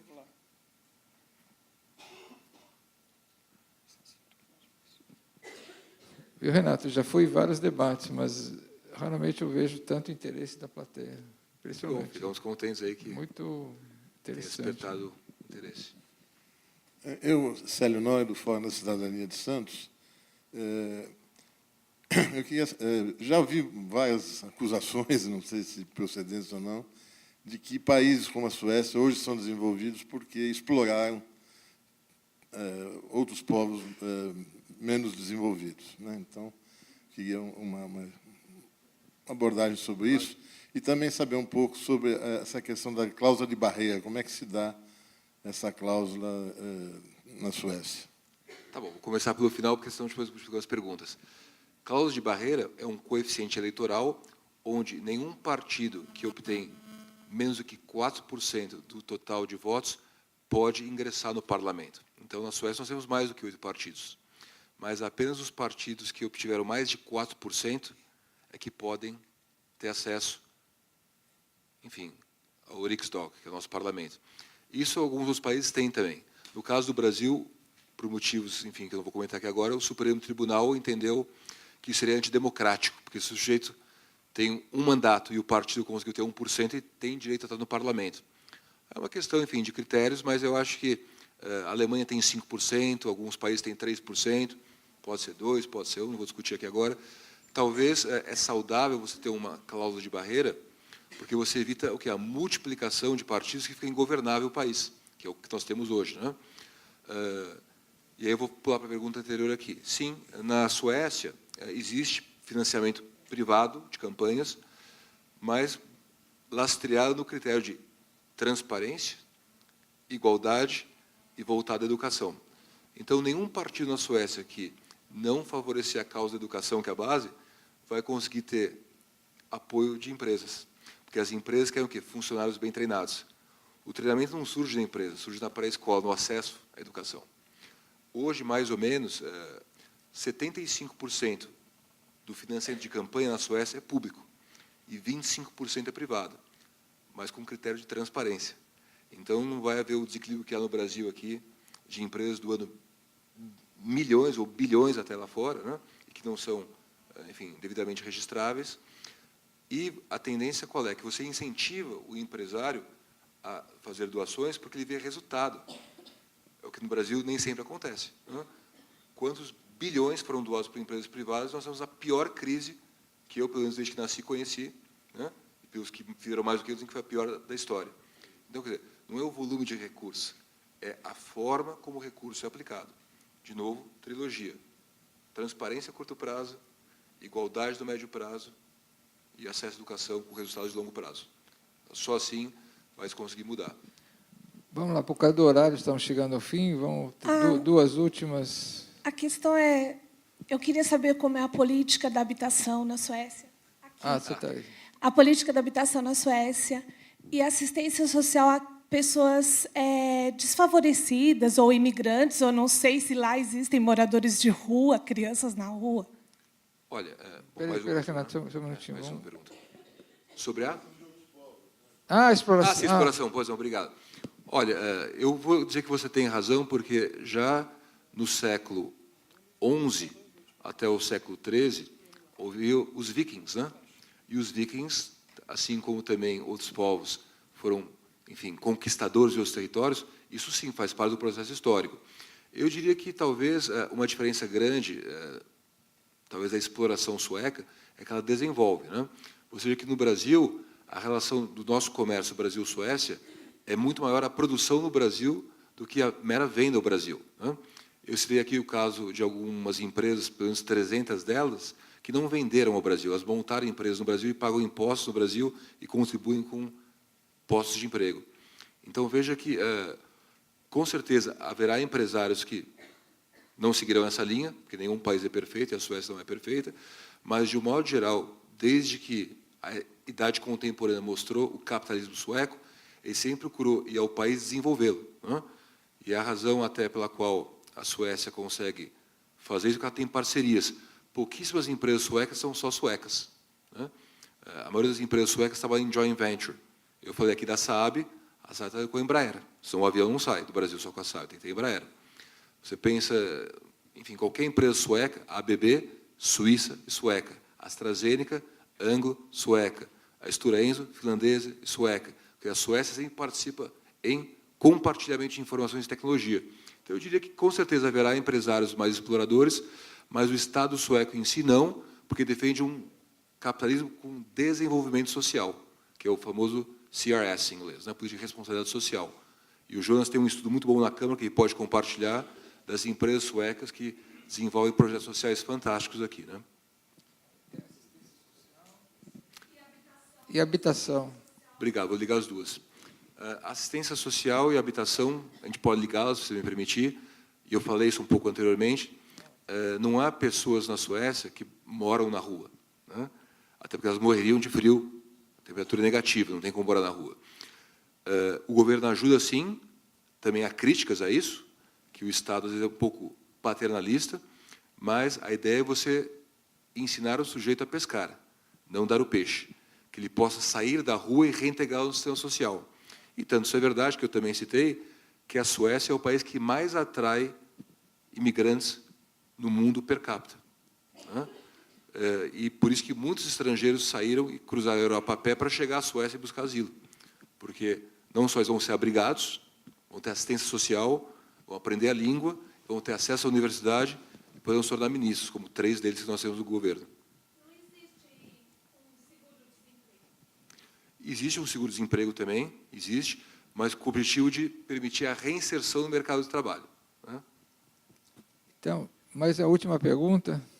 Você comentou um pouco sobre a diferença do modelo, né, socialista sueco com os modelos onde o Estado atua mais fortemente na economia, né?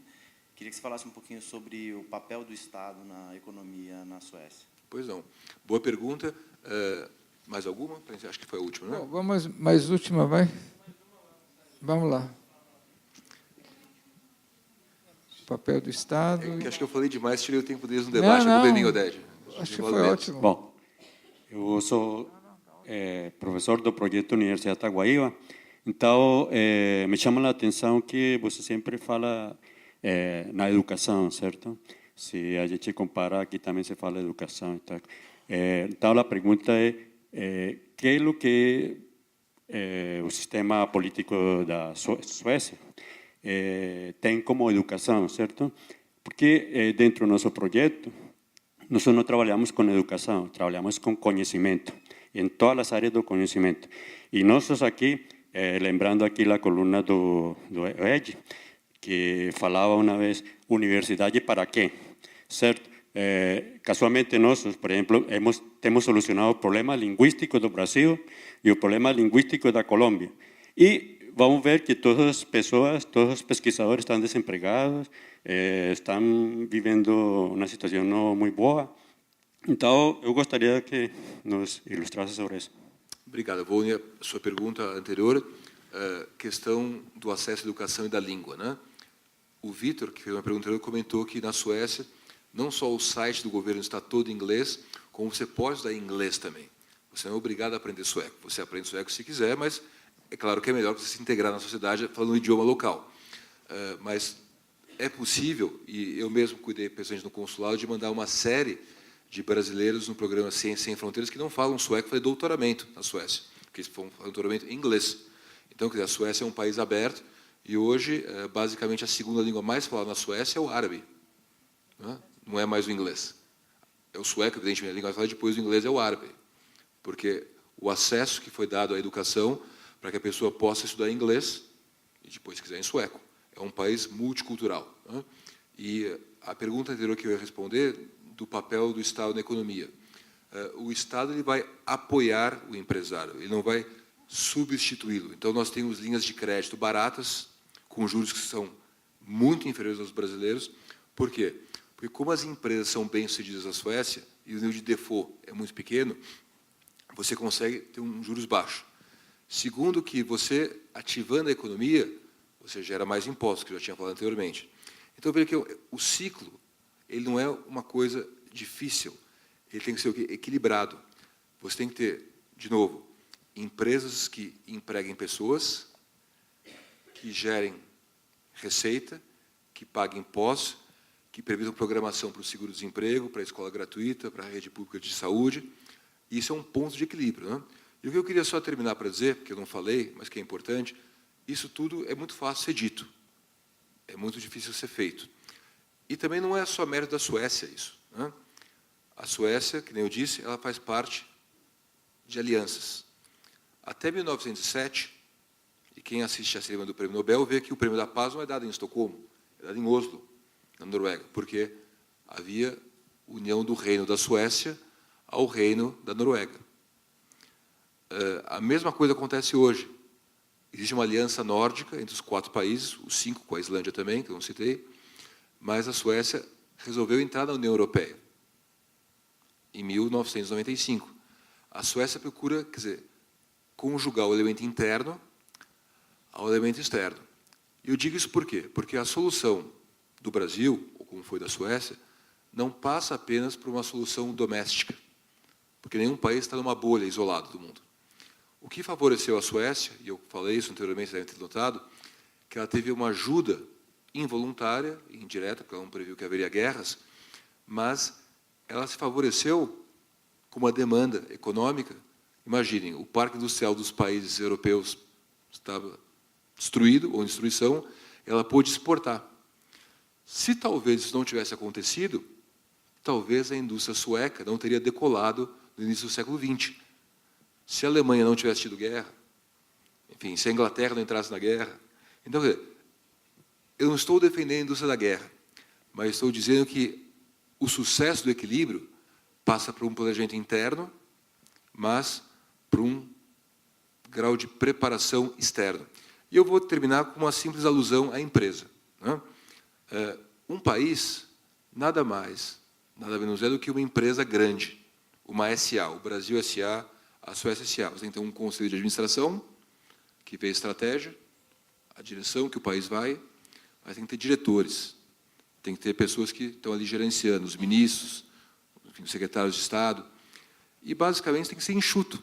Você tem que cortar custos na atividade meio e focar em atender bem o seu cliente, e remunerar bem o seu funcionário, dar retorno na qualidade da educação. Então, a Suécia só conseguiu chegar lá, não foi porque o Estado é forte, é porque as empresas são mais fortes do que o Estado. Então, se o Brasil puder, de alguma forma, aprender desse modelo e, rapidamente, cortar o que é desnecessário, e eu começaria dando, enfim, o exemplo dessa brasileira, Cláudia Valim, que escreveu o livro, cortando gastos que não levam a nada. E invista-se esse dinheiro na área de educação. Não vai ser um retorno em 2 anos, mas eu garanto que em uma geração, os nossos filhos, ou os nossos netos, terão um país melhor. Eu queria agradecer, eu sei que o tempo já passou, e devolver a palavra para o nosso coordenador, Odete. Obrigado. Nossa última pergunta, vamos esperar a pergunta para aplaudir. Agora vem a difícil. Vamos ver. Eu vou passar para o Jonas essa Não, pergunta. a última, sobre a questão da procurar uma sociedade menos desigual. Como é que é feito isso? Quer dizer, na prática, né? Eu citei aqui o exemplo, naquela foto, em frente do parlamento, com 3 ministros estrangeiros, que chegaram na Suécia há menos de 30 anos. Eles chegaram na Suécia, se educaram na Suécia e vieram governantes da Suécia. Isso acho que é uma prova que você não tem a desigualdade entre o estrangeiro e o nacional. Questão que eu mostrei na foto também, a foto dizem que a foto fala mais que 1000 palavras, né? Você tem futura chefe de Estado, uma mulher, não um homem, igualdade entre sexos. Metade dos ministros são mulheres. Então, a igualdade não é só social, racial ou econômica, ela é plurilateral.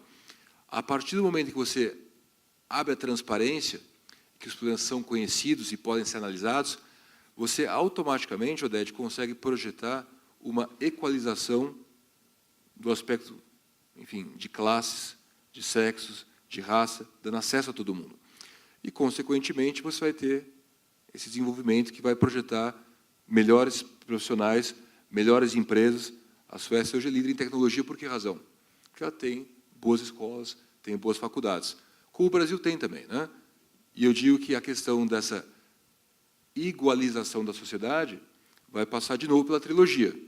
Vamos quebrar com as mordomias, vamos, enfim, investir na área pública de educação e saúde, e automaticamente isso vai acontecer. Porque, lembra, transparência é curto prazo, educação é longo prazo, mas igualdade é médio prazo. Então, talvez, se eu dissesse que curto prazo, para mim, é de 1 a 3 anos, médio prazo é 5 a 10 e longo é 10 a 20, eu acho que em 10 anos a gente conseguiria mudar muito o Brasil. Que mudou.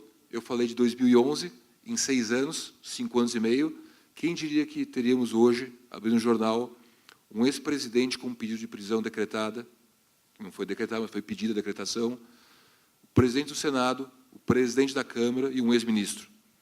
Isso há 6 anos não seria possível. Então, veja que esse longo prazo já virou curto prazo no Brasil. Estão acontecendo as coisas, né? Precisa acreditar e promover mais palestras como a sua. Enfim, agradecer ao RAPS, ao ETS e também à Rede de São Paulo por ter organizado aqui. O consulado fica à disposição. Muito obrigado.